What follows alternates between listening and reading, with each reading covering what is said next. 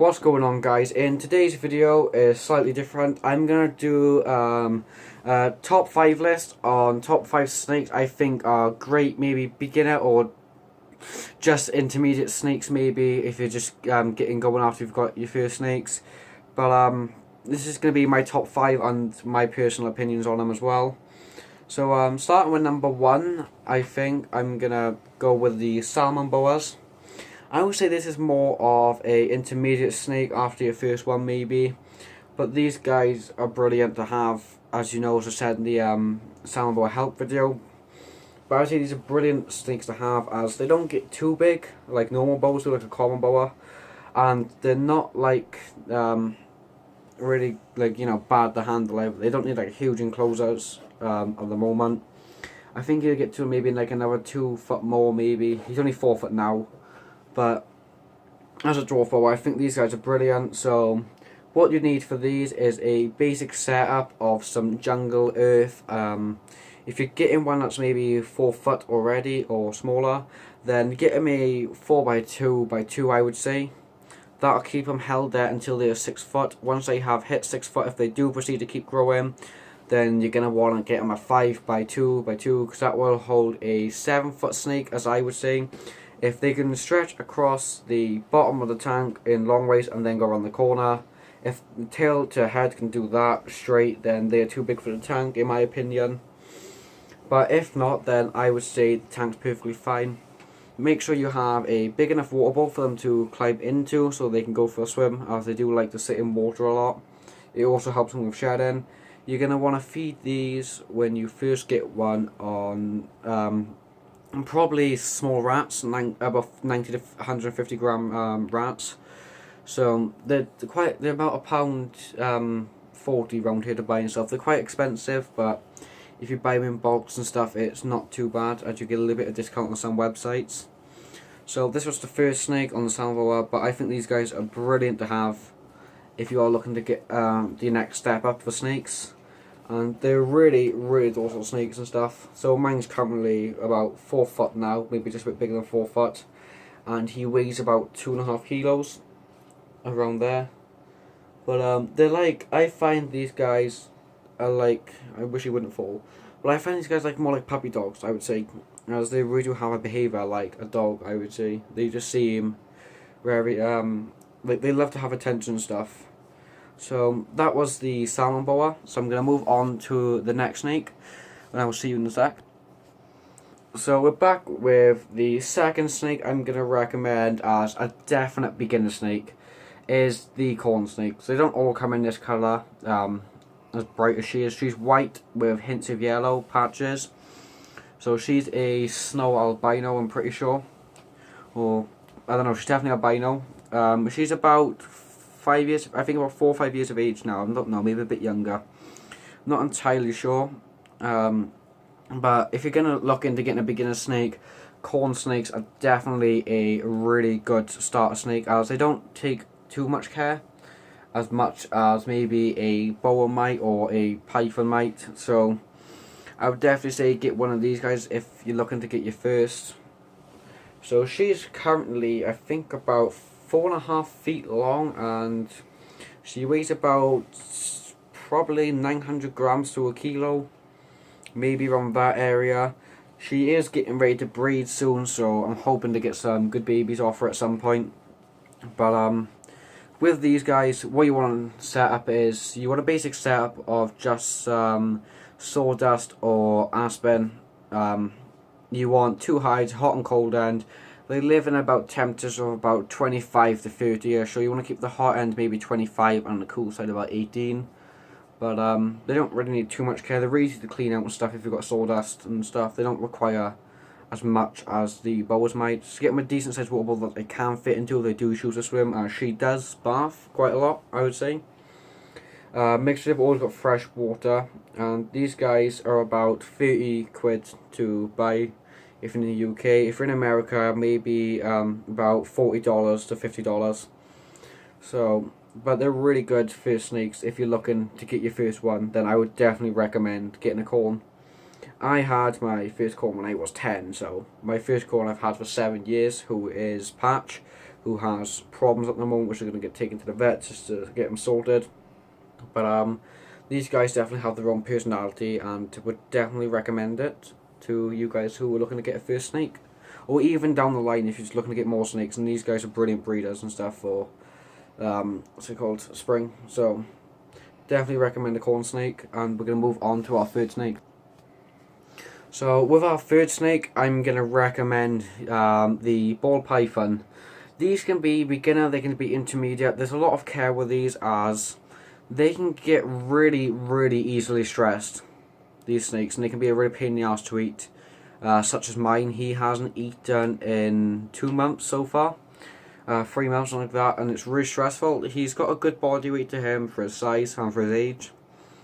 So I'm not too worried, but I'm just going to hopefully get him to eat again soon.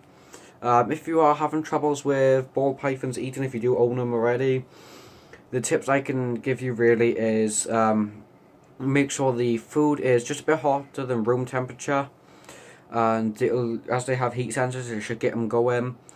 Try run them under warm water to heat up the mouse, and that can work as well sometimes.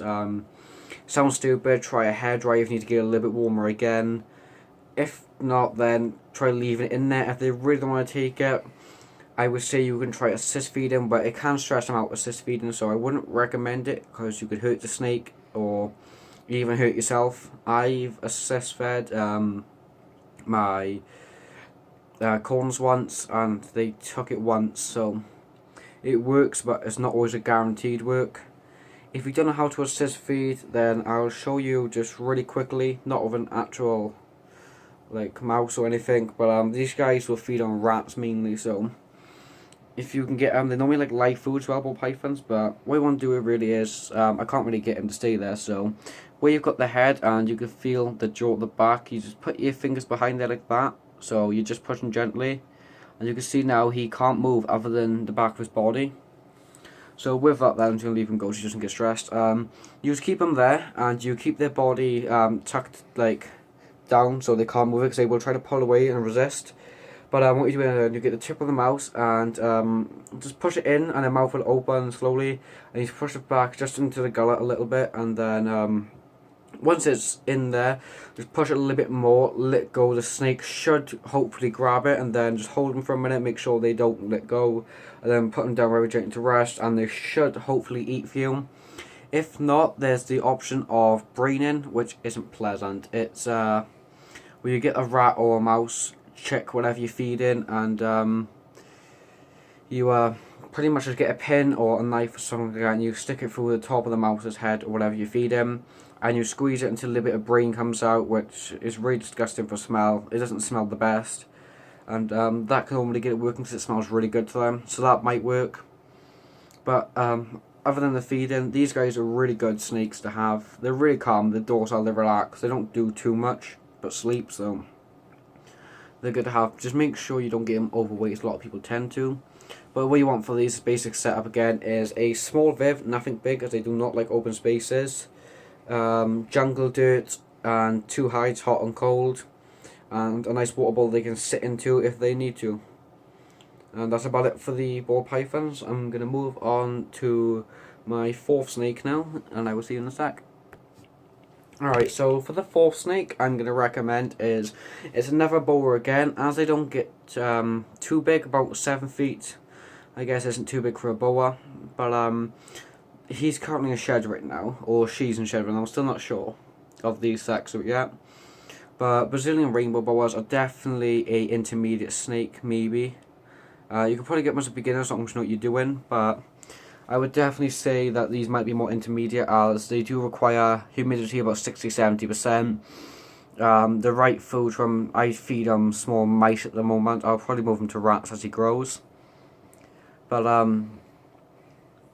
you know, with these and stuff, they just require the same as a boa. Jungle dirt or even bark, I would say more is better for them.